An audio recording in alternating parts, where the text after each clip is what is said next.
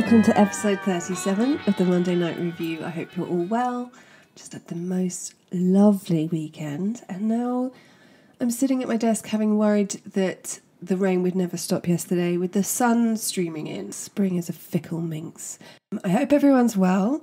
We've got a bit of a schedule going on, and there'll be new little articles and weird bits and pieces going up on Patreon. Hopefully every Wednesday. For those of you who've already signed up, thank you so much. If you would like to sign up, there should be a link in the show notes below. As always, you can find us everywhere on social media at The Monday Night Review. So today, I keep thinking about Venice, and I keep thinking about this holiday that I went on with Joe before we were married to Sicily. And he was in charge of booking the main holiday. We went for 10 days, I think, and I was in charge of the hotel in Catania on the first night, and then the last 4-ish days. And I have a very short attention span. I'm not great with numbers. So when we arrived at this hotel on the first night, and it was really magnificent, Joe asked where we were staying for the last 4 days, and I remember going. It was in the days before smartphones, where you had to go to the computer room in the hotel, and I showed him where we were staying, and I was so pleased with myself because I thought I'd got a really great deal. And so I showed him and I said, "Euro's half the pound, right?" Wrong. I'd just booked us into a super expensive hotel, but it was so nice. And we spent the first week in a fairly rustic place where we were bitten by mosquitoes, and we spent a lot of time buying insect bites in bite cream in the supermarket. And it was raining a lot, so we went and saw a lot of churches. And then the sun came out for our stay in this luxury hotel that I booked, and I had been saving a book. I always take a billion books with me on holiday, and the book that I'd been saving for last was the one I thought I was going to enjoy the most, and I was right. It was The Suspicions of Mr. Whitcher by Kate Summerscale, and I was working in publishing at the time, and this agent, who was one of my favourite people I met through publishing, came in for a meeting with my boss, and he handed me a copy of this proof of The Suspicions of Mr. Whitcher, saying it was going to be a real hit, and it was, and it didn't disappoint, and it's totally up my street. And so today, in the memory of the kind, lovely David Miller, who's no longer with us, I'm going to talk about the man described by one of his colleagues as the Prince of Detectives, Jonathan Jack Whitcher. Born in 1814 in Camberwell, London, Jonathan Jack Whitcher. I still remember times where you couldn't get christened Jack, you had to be christened John or Jonathan. Originally worked as a labourer, but at the age of 22 or 23, I couldn't quite work that out. Again, numbers not my forte. He passed the physical and literary tests and joined the Metropolitan Police on the 18th of September 1837 as a police constable. He's in the Holborn division, so that's fairly central London. And he marries Elizabeth Harding, and they have a son, Jonathan Whitcher, who dies young, sadly. And we have him at 1841 living in a police dormitory at a station house in Gray's Inn Lane in St Pancras. And in August 1842, he and 7 other men joined the newly formed detective branch at Scotland Yard, where he gets reassigned to the Whitehall division and is promoted to detective sergeant shortly after. Charles Dickens met him and described him as shorter, thicker set than his fellow officers. He's about 5'8" with brown hair, pale skin and blue eyes, and he's marked with smallpox scars. But Dickens says he's possessed of a reserved and thoughtful air, as if he were engaged in deep arithmetical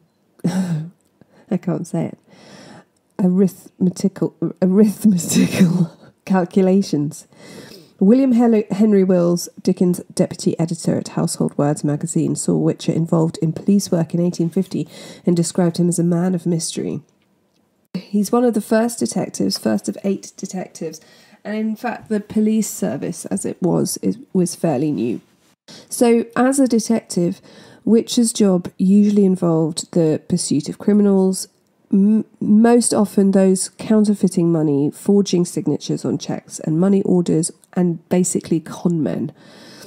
In May of 1851, Whitcher gets accused of entrapment. He and Inspector Lund see John Tyler in Trafalgar Square. Tyler is a convict who has been transported to Australia, and he's recently returned. And Whitcher and Lund watch him meet William Coty, who's another known criminal. And these guys sit together on a bench in the Mall opposite the London and Westminster Bank in St James's Square. And Whitcher and Lund observe them return to the same bench every day for 6 weeks and watch the bank. And eventually, on the 28th of June 1851, they catch them red-handed as they run out of the bank, having robbed it. Now, the Times criticised the police for this, for allowing the crime to take place rather than preventing it. But you can't arrest someone who you think may commit a crime, and obviously it's much easier to have proof against someone if they're caught in the act of doing it. But obviously some things never change, and the Times were still critical. Obviously they get let off. In 1854, Whitcher's involved in the capture of a valet who steals pictures. And one of the pictures he steals is The Virgin and Child by Leonardo da Vinci, which was valued then at £4,000, which would be £471,000 in today's money. Obviously now it would go for millions. And the valet steals this from the home of the Earl of Suffolk near Malmesbury. So he and his accomplices aren't able to sell the pictures because there's so much heat around them, and they're eventually discovered under one of the arches of Blackfriars Bridge. And this is one of the reasons why Whitcher gets promoted to detective inspector in 1856. He does seem to be naturally adept at detective work. So when Italian revolutionaries, organised by Felice Orsini, decide they want to try and assassinate Napoleon III in Paris in 1858, Whitcher takes part in a hunt to track him down. He's the man that everyone asks for and goes to. And in 1859, he investigated when the Reverend James Bonwell, who's the married rector of St Philip the Apostle of Stepney, and his lover, Miss Lizzie Yorath, a clergyman's daughter, were charged with murdering their illegitimate son. Bonwell had paid an undertaker 18 shillings to bury the dead child secretly in a coffin with a deceased stranger. And in 1860, Whitcher caught Emily Lawrence and James Pearce, who had stolen £12,000 worth of jewellery from a jeweller's shop in Paris. He's basically able to track people down, and as we'll talk about later, he just influences a lot of how detectives are portrayed, because they're new. There's no detective fiction really before this, so he is the person that a lot of famous detectives and detective novels are based on. So his most famous case, and the case that the book The Suspicions of Mr. Whitcher is about, is the murder at Road Hill House. If you haven't read The Suspicions of Mr. Whitcher, I really recommend it. It's on my recommended reading list on the blog. If you haven't checked out the blog, on the right-hand side, below the button, which means you can buy me a coffee if you fancy, you can see a whole load of books that I recommend.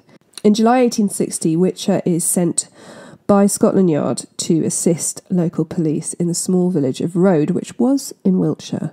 Now it's in Somerset, because, you know, England does that sort of thing. He's being sent to help investigate the murder of 3-year-old Frances Saville Kent. By this time, Whitcher's already solved several notorious crimes, and he's gained this reputation for being able to solve the most difficult cases. He also doesn't really seem to flinch about social niceties and obeying social norms. Francis Savile Kent had been taken from his nursemaid, Elizabeth Goff's bedroom during the night of Friday the 29th of June, 1860, and after she wakes up at 5 a.m, thinks that he's gone to his mother's bed, as he did used to do, so she doesn't raise the alarm until about 7, and then there's an extensive hunt, and they eventually find his mutilated body dumped in an outside privy that's used by the servants in the garden. His throat has been cut. So the Savile Kent family, though outwardly respectable, had a history of madness and adultery. Mr. Savile Kent's first wife is said to have been insane, and his second wife, who was his former mistress, had been the governess of the older children, and that caused great resentment in the household. It had also sort of caused a bit of a social scandal, so they'd moved houses quite often. It's sort of vague as to whether the first wife was certified insane, whether she lived in the house, but generally everyone thought it was a bit rum. And then there was now rumours that he was carrying on with the new nursemaid, Elizabeth Goff. So that caused a lot of gossip locally. So local police superintendent Foley believed that the nursemaid Elizabeth Goff was involved in this murder. His theory is that she had a lover, which possibly was the child's father, and they had woken the child up.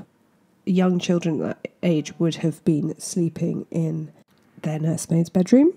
So the theory was that she and the lover woke up the child, and they killed him in order to silence him, and then opened a window to make it look like an intruder had gained access to the house. So during an early part of this investigation, Superintendent Foley finds, or the police find, a heavily stained, bloody nightgown, and it's wedged in the chimney of the main house. And Superintendent Foley orders that it should be replaced in the chimney and then should be kept watch on. And the belief was that the murderer would return to take and destroy this crucial piece of evidence. However, the two constables that are ordered to watch over the nightgown get locked into the kitchen, and the nightgown gets taken before they're let out. So the murderer does return to get the nightgown, but no one's there to see them. So Foley is afraid that the incompetence of his officers and him will result in punishment. So he deliberately doesn't inform the authorities of his find and its subsequent disappearance. This whole case causes a huge shock in the media and for people, because the murder of a child in such a brutal way for a well-to-do family causes a hoo-ha, and everyone gets involved. So the press are very much on it all the time, and dissatisfied by the lack of progress of Superintendent Foley, and egged on by the press, who are just horrified by this murder. The local magistrate asks the Home Office for assistance from Scotland Yard. They don't ask the local Chief Constable, Captain Meredith, and only after a second request is received that the Scotland Yard agree to send someone, and they send their best man. They send Whitcher.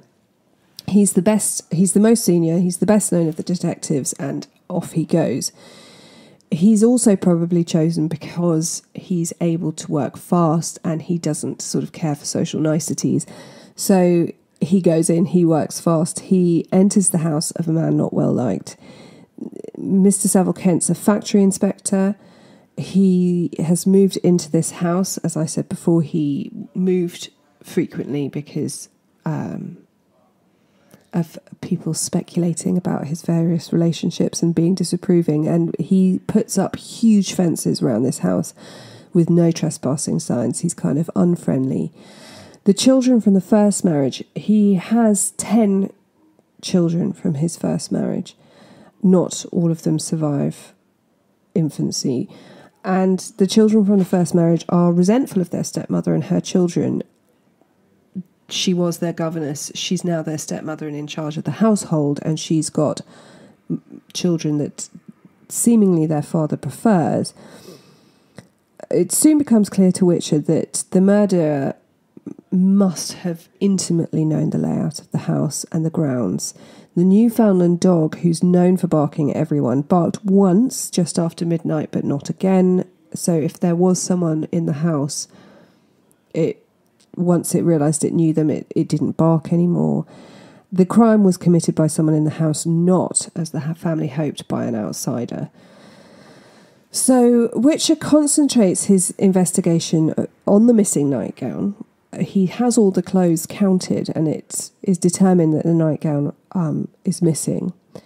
And it belongs to the child's half-sister, 16-year-old Constance Kent. Now, Constance was the fifth of 9 children from the first marriage, and she's not happy. She's not happy when her father marries her ex-governess. I think she must have been fully aware of the affair that they were having whilst her mother was still alive. And the implication is that this nightgown has been lost or it's been disposed of in the wash because of her menstrual blood. She would have obviously put this in a more refined way. And, at the time, people would have just taken that as ladies' matters not to be trifled with. And actually, it's a testament to Whitcher's ability as a detective, because he keeps on about this nightgown. There's also circumstantial evidence that he has about her. 4 years before the murder, she and her brother William had run away. Before doing so, Constance has gone to this outside privy and cut her hair short and changed into boys' clothes. Obviously, it would be easier for them to go around with no problem if she's dressed as a boy.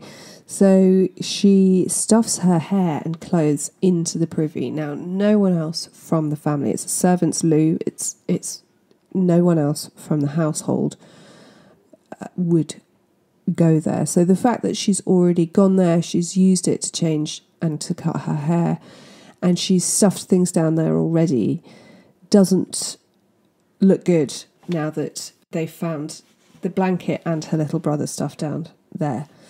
So the magistrates order her arrest, and they give Whitcher 7 days to prepare his case. Not very long, especially as he hasn't got the nightgown as evidence. And he later said that he believed Constance didn't act alone.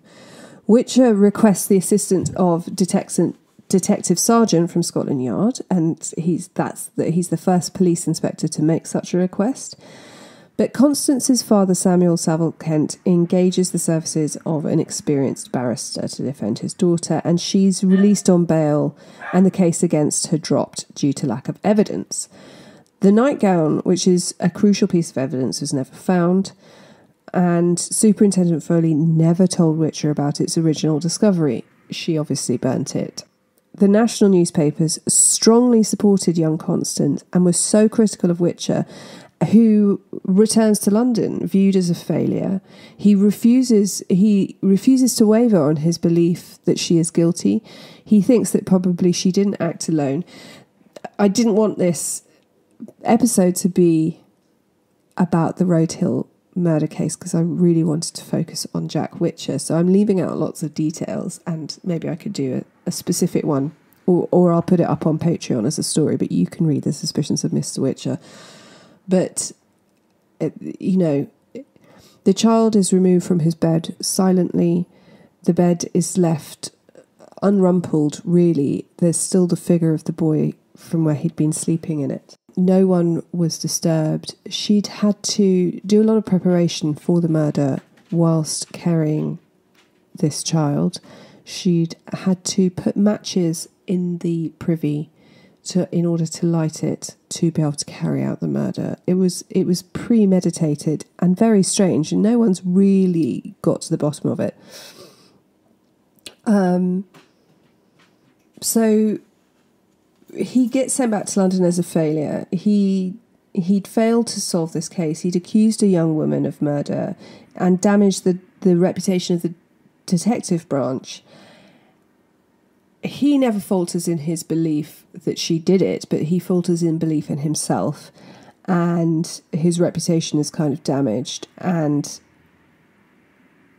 it took him a long while to recover his reputation. Now, some people say that he took early retirement due to congestion of the brain because the stress of it, but that's not quite what happened.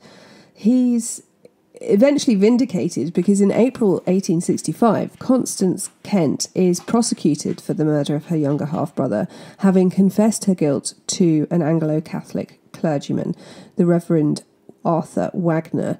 So she does, after her arrest, she becomes very involved in her church, very religious, and obviously her conscience gets the better of her. She says to the Reverend that she wanted to give herself in and would he help her, which he did by giving his account of the confession to the magistrates with her permission. There were some things that he didn't say, and eventually Constance is sentenced to death, but due to her age, and no doubt because she's a woman, her sentence is commuted by Queen Victoria to life in prison, and she serves a 20-year prison sentence. She's released in 1885 at the age of 41, and she changes her name to Ruth Emily Kay, travels to Australia to join her brother William, and retrains as a nurse, works as a nurse, lives a very successful life, and dies at the age of 100. Some believe that her confession is a false confession and that she was covering up for her father, but Kate Summerscale actually points out she's more likely to be covering for her brother, to whom she's incredibly close. They tried to run away together. When they were young, they obviously both dislike the home situation, and it's him that she goes to when she's released from prison. He had been looked at in the investigation, but there wasn't enough evidence. Perhaps they did it together as an act of revenge against their father and stepmother. Constance never recants her confession, even after her father and brother die, and she never elaborates on her motive. She maintains that she didn't hate her brother or feel jealous of him as her father's favourite, and it seems like it was just a cold act of revenge. It is very strange. So Constance says she's waited until the family and servants are asleep. She's gone to the drawing room, opened the shutters, and taken the child out, wrapped in his blanket, and leaves the house. She kills him in the privy with a razor stolen from her father. So the murder's not a spontaneous act. It seems one of revenge against the second Mrs. Kent for her treatment of Constance's mother.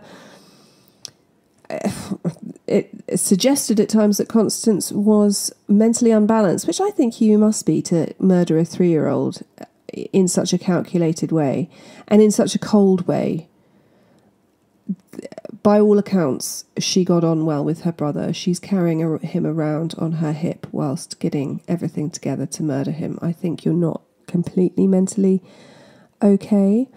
It's worth noting that this confession and subsequent trial of Constance changed something legally as well. It raised the question as to whether the sanctity of confession can be broken in terms of justice, and the law was changed to stipulate that confessions, they weren't to be shared on a whim or on impulse or in revenge, but they could not be withheld to stand in the way of justice. So this Road Hill murder is the first detective mystery. It captures the public imagination, and the relatively new Scotland Yard division are just thrown into the spotlight, and Jack Whitcher is the detective. He's the best of the best. So the initial outcome of his investigation jolted his reputation and his confidence, but he never wavered, and it goes to show that he was right. So Whitcher's first wife Elizabeth dies, and he marries Charlotte Piper in 1866 at St Margaret's in Westminster. Some say he retired early. I don't think he did. Some say that he was a private detective. He's in the 1871 census records as an assistant superintendent of police living in London, and then in 1881 he's listed as a retired police officer. So I believe that if he was working as a private investigator, that's maybe what they call assistant superintendent of police, but I think he just carried on working. I think maybe he took a knock, bowed out of the limelight slightly, but seems to have carried on working. And he is involved in the case of the Tichborne claimant, which you can listen to in episode 16. And it's he who discovered that the claimant, Arthur Orton, had immediately visited his family in Wapping on his return to London in 1866. So Jack Whitcher dies in 1881 in Lavender Hill in London at home, and he's buried in Camberwell Old Cemetery, and in his will he left £1,569, 2 shillings and 6p, which is about 180,000 in 2019. But he's not only appeared in Kate Summerscale's book, which is then being adapted for the telly. He appeared in works of fiction, both as himself and as an inspiration for the other characters. The Moonstone by Wilkie Collins was said to be influenced by the Hill Road house case, and Charles Dickens' Inspector Bucket from Bleak House was based on an amalgamation of Whitcher and his boss Charlie Field. And arguably all detective fiction that stems from this era is influenced by him as the first famous police detective. And that is the story of Jack Whitcher. I absolutely love him. I think he seems like a really amazing man, and I wish I had more information on him. Let me know if you've read The Suspicions of Mr. Whitcher. It's definitely my recommended reading for this week. And thank you to everyone who sends me messages about what you'd like to hear. I've got a few in the pipeline that are going to be slightly longer episodes. And as always, I love to hear from you on social media, or you can email, which is themondaynightrevue@gmail.com, and everywhere else we're at The Monday Night Review. Check out the blog, which has previous episodes, book recommendations, TV recommendations, weird goings on. Sign up to Patreon, you get a bit of extra content. It's the same as buying me a coffee, which you can also do. But if you do that through Patreon, it's a monthly payment and you get some extra content. And until next week, be kind, stay safe, and always check the back seat before you drive.